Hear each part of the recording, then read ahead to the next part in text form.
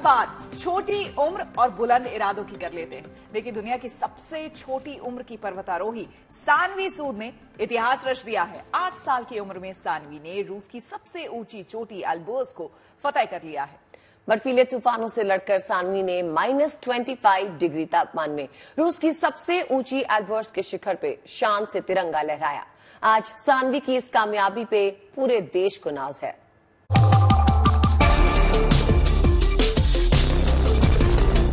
भारत माता की जय, भारत माता की जय। ये जज्बा देखिए, ये जुनून देखिए, ये हौसला देखिए, ये इरादा देखिए, जिसकी बदौलत कच्ची उम्र में इस बच्ची ने कामयाबी का पहाड़ लांघ दिया है। उम्र भले ही छोटी है, लेकिन उपलब्धि ऐसी कि आज पूरे देश को इस बेटी पर अभिमान है।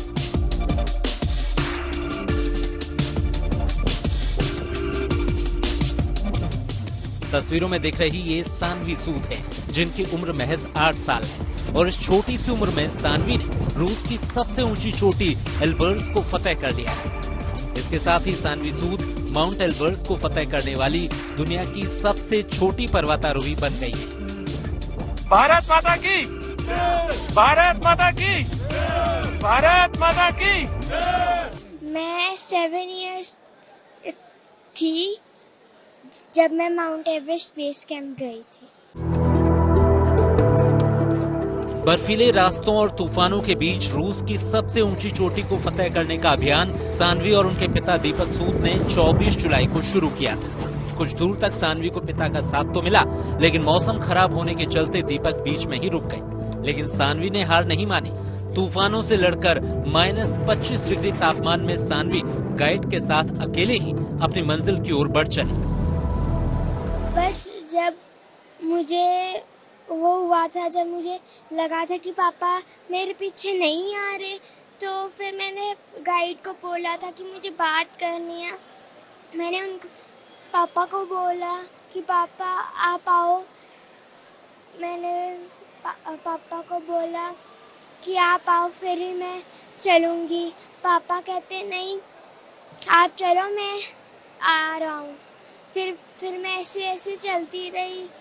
फिर बाद में जाके पता चला कि पापा आए। रूस की एल्बर्स चोटी से पहले सानवी माउंट एवरेस्ट के बेस कैंप और ऑस्ट्रेलिया के किलिमंजारो चोटी पर भी तिरंगा लहरा चुकी हैं। अमूमन जिस उम्र में बच्चों की दिलचस्पी खेलकूद में होती है, उस उम्र में रोपड़ की रहने वाली सानवी दुनिया की सबसे ऊंची चोटियों को फतह करने का सपना देख रही थी। और सानवी के इन सपनों को पंख दिए उनके पिता दीपक सूद ने, और उन्हें कामयाबी की राह दिखाई। मैं रिकॉर्ड की अगर अभी भी बात करूंगा, मेरा मिशन अभी भी रिकॉर्ड का नहीं है। जब काम करेंगे रिकॉर्ड तो बनेंगे ही। तो रिकॉर्ड के लिए मैं पीछे भी बिल्कुल नहीं जा रहा हूँ। मिशन अभी भी वही है, गर्ल को प्रमोट करना। और हमारा मिशन है कि एक बच्चों में फिटनेस, ये नई चीज़ जो एक बिल्कुल डिफरेंट सी चीज़ मुझे लग रही है, वो चाहे माउंटेनिंग में हो, चाहे साइकिलिंग, चाहे रनिंग, एथलीट कोई भी कुछ कर सकता है। बेशक सानवी सूद ने छोटी सी उम्र में दुनिया भर में देश का मान सम्मान बढ़ाया है। उम्मीद यही कि आने वाले वक्त में सानवी कामयाबी के कीर्तिमान गढ़ती रहेंगी और ऐसे ही देश का नाम रोशन करती रहेंगी। भारत माता की जय, भारत माता की जय, भारत माता की जय। सानवी ने अभी अपने नाम 2 वर्ल्ड रिकॉर्ड किए हैं और अभी वो रशिया से वापस आई है इंडिया। उन्होंने रशिया की एल्बर्ट्स माउंट को क्लाइम किया है और वर्ल्ड रिकॉर्ड अपने नाम किया है। सानवी ने अपने माँ बाप के साथ पूरे इंडिया को इस समय गर्व से इंडिया का नाम रोशन किया है। कैमरा पर्सन कृष्ण कुमार के साथ अनामिका गौर, गुड न्यूज टुडे। लड़कियों क्यूट सी सानवी हमारे साथ जुड़ गई हैं, बातचीत कर लेते हैं इनसे। तो सानवी, सबसे पहले तो बहुत सारी कांग्रेचुलेशंस आपको। मुझे ये बताइए कि इतनी ऊंची चोटी पर आपने चढ़ाई की है, उसे फतेह किया है, ये मोटिवेशन आपको कहाँ से मिला? बस पापा ने मुझे मोटिवेट किया, कह रहे थे कि मेंटली स्ट्रांग रहो, फिजिकली कुछ भी कर सकते हो, बस मेंटली स्ट्रांग रहो। फिर मैं मेंटली स्ट्रांग रही तो मैं हो गया। अच्छा सानवी, ये बताइए, देखिए पहाड़ों पर बहुत मुश्किल रास्ते होते हैं, मौसम भी खराब होता है, -25 टेम्परेचर था जब आप वहां पर जा रही थी। आपको एक बार के लिए भी डर नहीं लगा? मुझे जब मैं बढ़ रही थी, उन्होंने रुक के मुझे पहले मेरा ऑक्सीजन लगाया, स्नो गॉगल्स लगाई, वो मंकी कैप ऊपर की, मतलब बहुत अच्छे क्लोथ्स थे और शूज थे। उन्होंने मुझे रस्सी से बांधा कि जब मैं ऑक्सीजन ले रही होती हूँ कि मैं पीछे आके ना चलूं। मुझे ऐसे लगे ही नहीं कि मुझे ठंड लगी। तो सानवी, वैसे तो पहाड़ों पर चढ़ने के लिए एक्सपीरियंस गाइड की जरूरत होती है, आपको आपके गाइड ने कैसे हेल्प किया ये बताइए। पापा ने बोला था कि जो गाइड है वो बहुत अच्छे हैं, उन्होंने एवरेस्ट किया है, K2 किया है, ऐसे बहुत सारे माउंटेन्स किए हैं, एल्ब्रस 10-20 टाइम्स किया है। तो पापा कहते कि बस आप उनसे अच्छी फ्रेंडशिप करना। तो बस मैंने उनको अपने बेस्ट फ्रेंड्स के तरह समझा, मैं उनके साथ चल पड़ी। देखिए, सानवी से तो बहुत सारी हमने बातें की, लेकिन सानवी के पिता भी इस वक्त हमारे साथ दीपक सूद जी मौजूद हैं। दीपक जी, ये बताइए कि छोटी सी उम्र में बिटिया ने इतना बड़ा मुकाम हासिल कर लिया है, आपको कब ऐसा महसूस हुआ, कब ऐसा फील हुआ कि सानवी पहाड़ों को नाप सकती है? सानवी शुरू से ही बड़ी मेंटली स्ट्रांग लड़की है, जो एक बार मन में ठान लेती है वो करती है। तो जब इसने मेरे से छोटी मोटी ट्रैकिंग के साथ मेरे साथ जाती थी, तो मुझे फील हुआ कि शी कैन डू। तो बस ऐसे ही एक बार हमने बाई चांस समर हॉलीडेज में एवरेस्ट की मूवी देख ली, तो एवरेस्ट का नाम आ गया हमारे माइंड में, जब से पहले मेरे माइंड में भी नहीं था। बस एवरेस्ट बेस कैंप से हमारी कहानी शुरू हुई, और आज ऐसा दिन आ गया जब सानवी ने हिंदुस्तान का नाम बहुत सुनहरी अक्षरों में लिख के सबको बहुत प्राउड फील करवाया।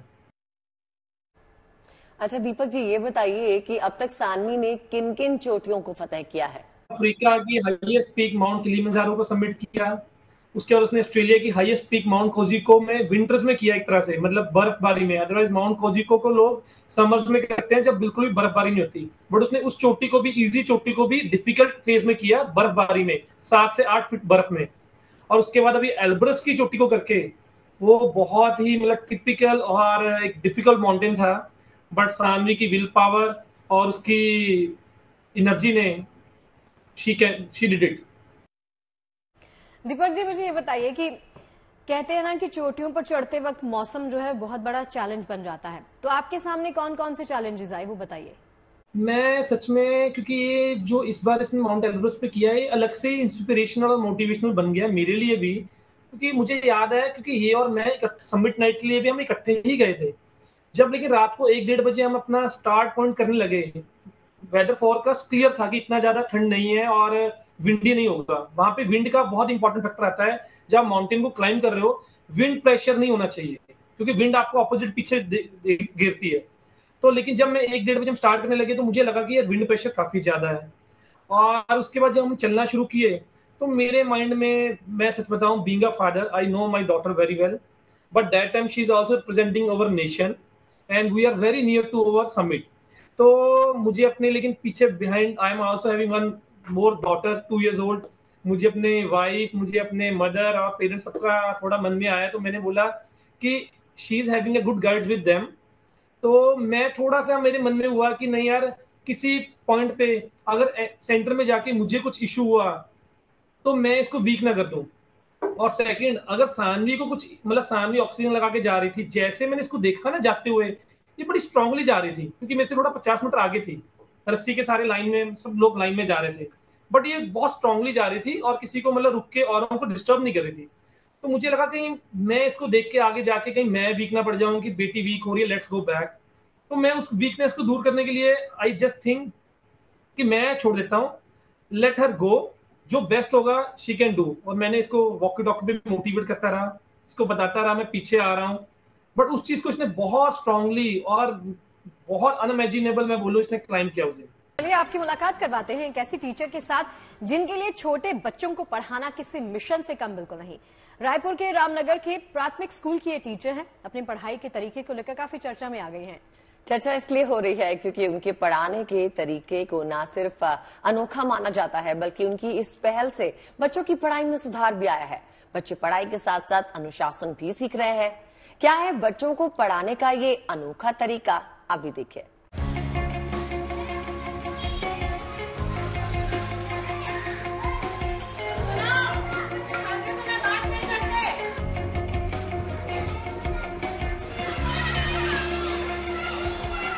बच्चों के साथ खेलती, खाना खाती, बिल्कुल स्टूडेंट की तरह दिखती। स्कूल में बच्चों के साथ कदम से कदम मिलाकर हर काम करती।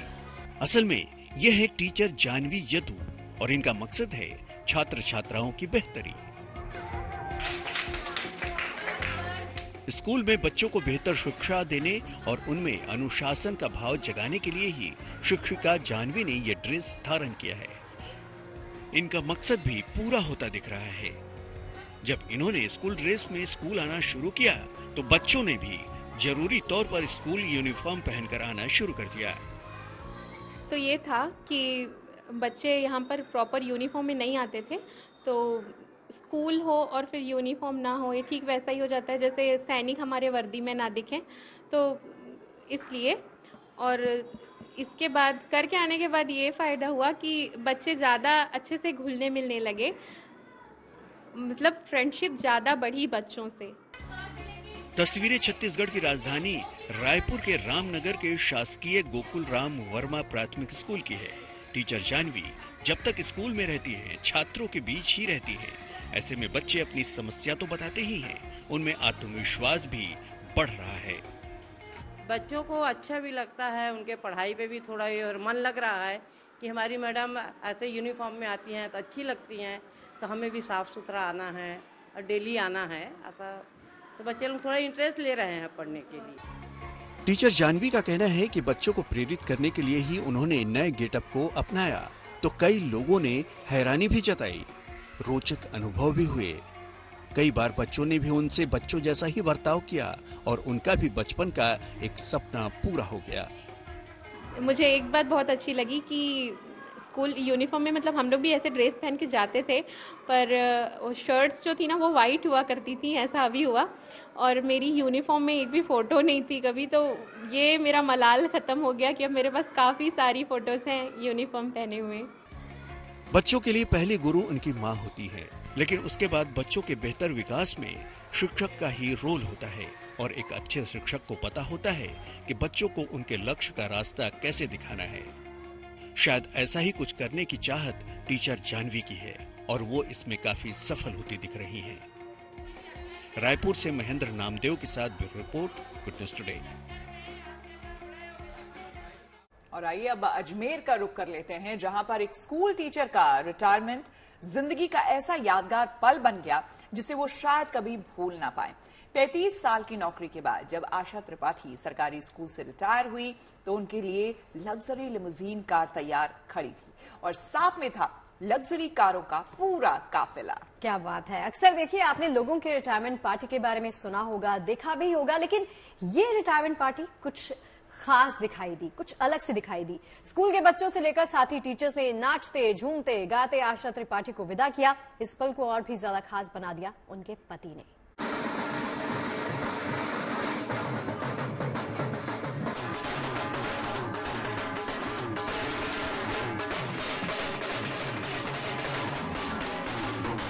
इकतीस जुलाई की तारीख आशा देवी शायद ही कभी भूले।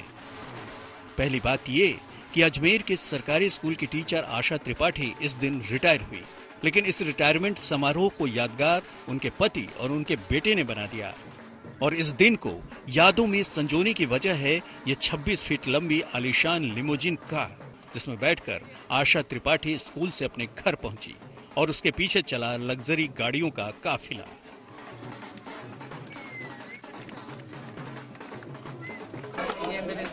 और मेरे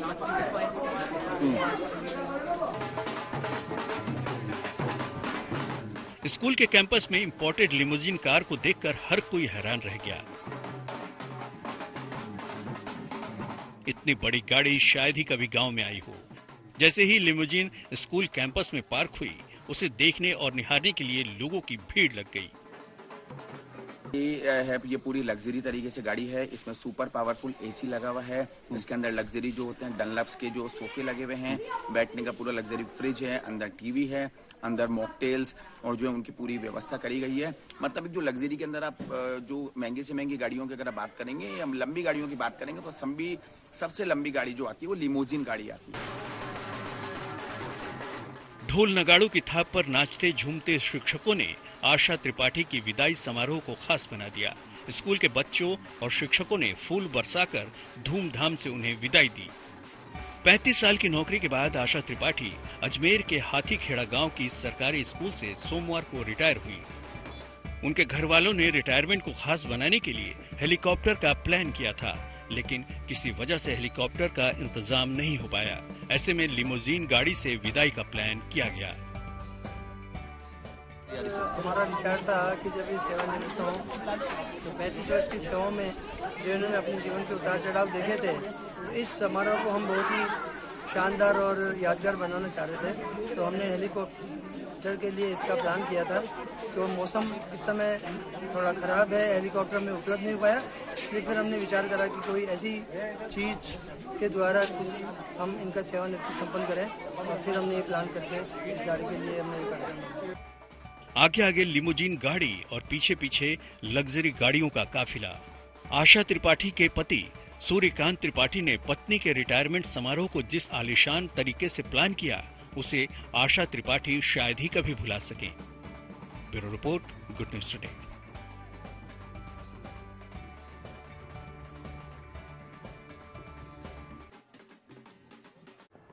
और अब एक ऐसी कहानी जिसमें पत्नी का त्याग और समर्पण तो है ही, साथ ही में एक पति की लगन और मेहनत भी है। इन दिनों पति पत्नी के संबंधों को लेकर कई खबरें सुर्खियों में है, लेकिन ये कहानी त्याग, परिश्रम और बलिदान की बेहतरीन मिसाल है। बिल्कुल, आपको बता दें कि बिहार के जमुई में संजना की शादी जितेंद्र शार्दुल से हुई।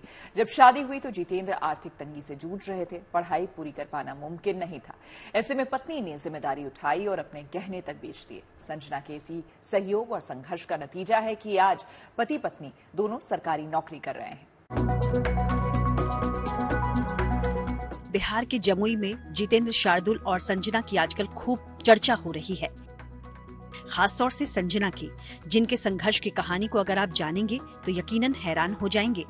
संजना खुद पढ़ी लिखी हैं, मगर एक जीवन संगिनी के रूप में त्याग, परिश्रम और बलिदान की बेहतरीन मिसाल पेश करते हुए उन्होंने अपने पति की जिंदगी और उनका भविष्य बनाने में कोई कोर कसर नहीं छोड़ी।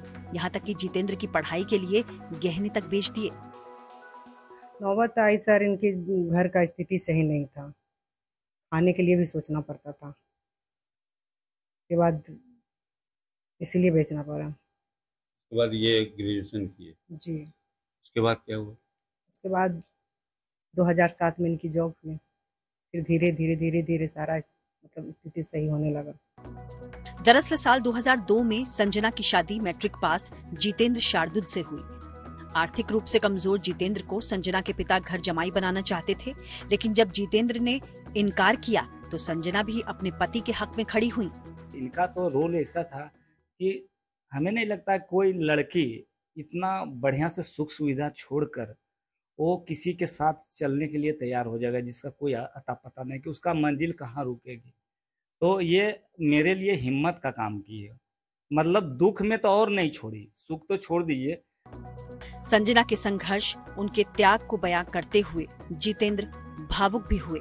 जो रोटी बनता था, अब ये अंदर की बात बता रहे, ये चप्पल जो बाहर में फेंका हुआ रहता प्लास्टिक का, वो प्लास्टिक का चप्पल पहन कर जो है ना, क्या बोले, प्लास्टिक का चप्पल पहन के खाना बनाती थी, नीचे जलाकर बनाती थी और उसी का रोटी बनता था। एक समोसा चाचा देते थे और 2 टाइम हम लोग खाते थे, वो लगता चलता रहता था वो कहानी, अभी भूखे भी रहते थे। संजना जी और जितेंद्र शार्दुल जो कि बोलते बोलते अपनी पूरी कहानी, संघर्ष की कहानी बताते बताते बहुत भावुक हो गई और आगे कुछ भी बोल नहीं पा रही। इन दोनों की जोड़ी से समाज को सीख लेने की जरूरत है। Rakesh Kumar Singh, good news today, Jamui. और चलिए अब आप सबको लेकर चलते हैं, इनको लेकर चलते हैं नवाबों के शहर लखनऊ लेकर चलते हैं, जहां इन दिनों गोल्ड पान की जबरदस्त धूम है। लोगों को सोने के वर्क में लिपटा गोल्ड पान बेहद पसंद आ रहा है। जी हाँ, आपको बता दें कि गोल्ड पान को अंदर चांदी के वर्क और बाहर सोने के वर्क से तैयार किया जाता है। इसमें अंदर ड्राई फ्रूट्स, केसर और इलायची तो है ही, बाहर भी केसर सजाया जाता है। कैसा है ये पान, देखिए इस खास रिपोर्ट में।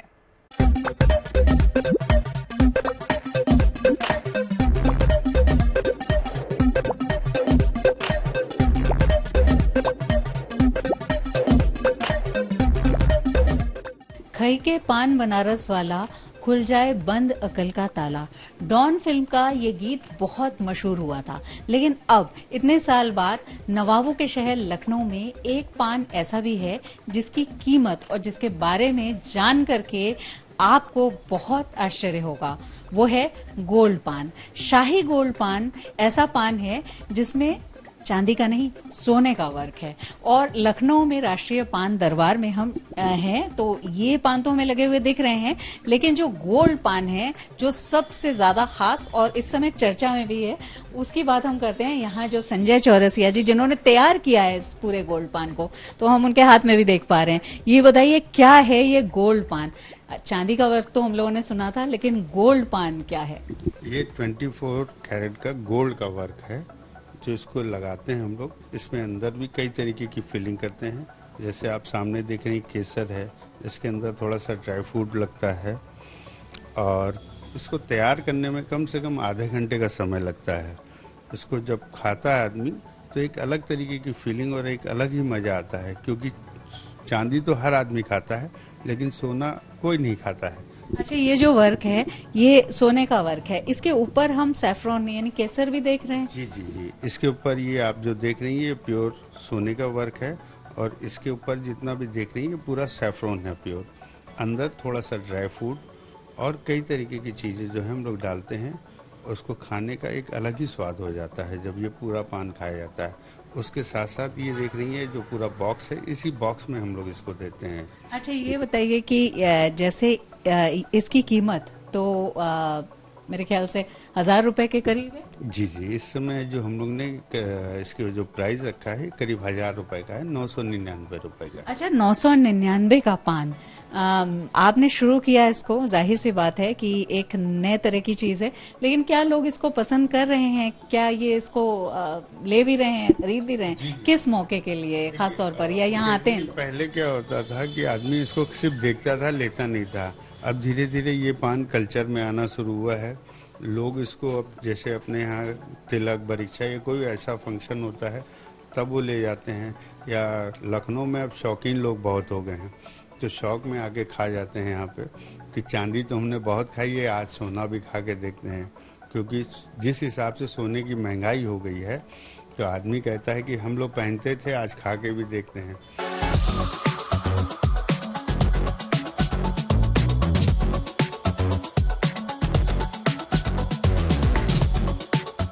शौक में नवाबों के शहर में ये भी एक शामिल है, गोल्ड पान। लोग यहाँ आ रहे हैं और गोल्ड पान एक नई तरह की चीज है, उसको भी देख रहे हैं, उसका भी स्वाद ले रहे हैं। वीडियो जर्नलिस्ट रोहित मिश्रा के साथ शिल्पी सेन, लखनऊ। देखिए, गुड न्यूज तो हम रोज ही बताते हैं, लेकिन जीएनटी के दर्शकों के लिए आज एक स्पेशल गुड न्यूज है।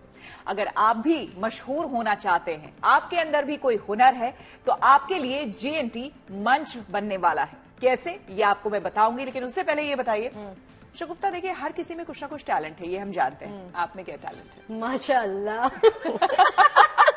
मेरी मम्मी कहती है मेरी बेटी में बहुत सारे टैलेंट है, बट बताते नहीं है। थोड़ा जूम इन करके दिखाइए। लेकिन मैं ये बता देती हूँ कि आप सबके पास ऐसा मौका है कि आप पॉपुलर हो सकते हैं, अपने टैलेंट को निखार सकते हैं, दिखा सकते हैं। जीएनटी आपके लिए एक मंच लेकर आया है। कोई भी टैलेंट, वो सिंगिंग का हो सकता है, मिमिक्री का हो सकता है, तो अपना वीडियो हमें बनाकर भेजिए और आप पॉपुलर हो सकते हैं। वो कहते हैं ना श्वेता, ओ गुरु हो जा शुरू, ये कहते चक दे फटे नप दे किली, सवेरे जलंधर शाम दिल्ली। क्या बात है। अदिति, अब आपके टैलेंट की बात करें तो क्या क्या वो हिडन टैलेंट है जो दर्शक हमारे नहीं जानते? मैं एक बाथरूम सिंगर हूँ। नहीं, लेकिन कुछ तो आप गुनगुना सकती है हमारे लिए भी। हाँ, तो मेरा हुनर ये है कि क्लोज अप, मैं सिचुएशनल सॉन्ग्स गाती हूँ। जैसे अब मुझे नहीं पता मेरे दिमाग में गाना क्यों आ रहा है, पर आज वो सब भूल चुके हैं उस गाने को। वो गाना है ना, घर से निकलते ही, क्या बात, कुछ दूर चलते ही रास्ते में है उसका घर। गला खराब है पर फिर भी गा रही हूँ। इमोशंस पे जाइए। बिल्कुल, आप सबने कुछ ना कुछ बताया, तो चलिए मैं भी कुछ बताती हूँ। लेकिन मुझे शेरो शायरी बहुत पसंद है, वो हमें पता है। और श्वेता दिल से बताती हैं, जब भी ऐसा बताती है तो श्वेता दिल से की एक शायरी आपको बताते हैं। अर्ज किया है इरशाद। बेचैन इस कदर था कि सोया न रात भर, बेचैन इस कदर था कि सोया न रात भर, पलकों से लिख रहा था तेरा नाम चांद पर। क्या बात क्या बात है, क्या बात है श्वेता। चलिए, तो अगर ऐसा ही हुनर आप में भी कोई है, कोई हिडन टैलेंट है, तो आपको गुड न्यूज टुडे मंच दे रहा है। अगर आपको खुद पर यकीन है तो दिखाइए अपना हुनर, बनाइए वीडियो और दिखाइए अपना दम। जुड़िए हमारे इस नए शो स्टॉपर से। GMT पर हुनर का मेला, आम लोगों के खास टैलेंट के लिए शानदार मंच आपके पास है। आम से खास बनने का बेहतरीन मौका। बनाइए अपने हुनर का वीडियो और व्हाट्सएप कीजिए हमें इस नंबर पर 7669986886 पर। तो दिखाइए दुनिया को दम, बनिए GMT शो स्टॉपर। देखिए, वो कहते हैं ना कि गर्म चाय अच्छी और सच्ची खबरें सुकून देती हैं, तो चाय वाली इन्हीं बातों के साथ कल फिर से आएंगे। यार, चाय का मौसम तो चल ही रहा है, बारिशें हैं, मन करता है चाय पिए, पकौड़े खाएं, तो कल फिर मिलेंगे चाय के साथ। बिल्कुल, और साथ में बढ़िया खबरें होंगी और ढेर सारी अच्छी अच्छी बातें होंगी। तो दीजिए हमें इजाजत, लेकिन भूलिएगा मत, कल शाम 5 बजे वाली चाय हमारे साथ।